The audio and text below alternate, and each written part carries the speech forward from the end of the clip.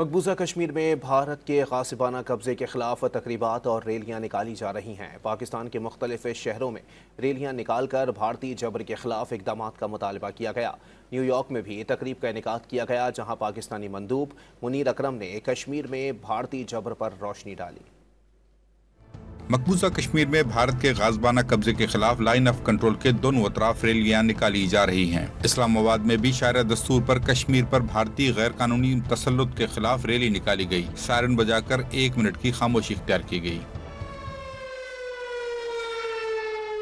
شرکاء نے ریلی کے دوران بھارتی جبر کے خلاف نعرے لگائے۔ ریلی میں شریک وفاقی وزیر امیر مقام نے عالمی برادری سے کشمیر میں جاری بھارتی مظالم کا نوٹس لینے کا مطالبہ کر دیا۔ جو اپنے آپ کو سب سے بڑا جمہوری ملک سمجھتا ہے، اس پر یہ لاگو کر لینا چاہیے، ان سے ڈیمانڈ کر لینا چاہیے کہ یہ اس سرزمین پر یہ ظلم اور بربریت بند کرے۔ کشمیریوں نے مقبوضہ جموں کشمیر میں آپ کے پارٹی کو ریجیکٹ کیا، مسترد کیا۔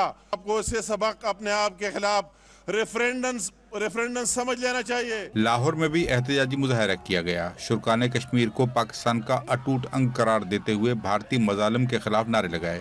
پاکستان کا مطلب کیا؟ خیبر میں مظاہرین نے ریلی نکالی اور کشمیریوں کے ساتھ یکجہتی کے نعرے لگائے۔ آج کے دن کی مناسبت سے پاکستان مشن برائے اقوام متحدہ نے نیو یارک تقریب کا انعقاد کیا، جہاں پاکستانی مندوب منیر اکرم نے کشمیر میں بھارتی جبر پر روشنی ڈالی۔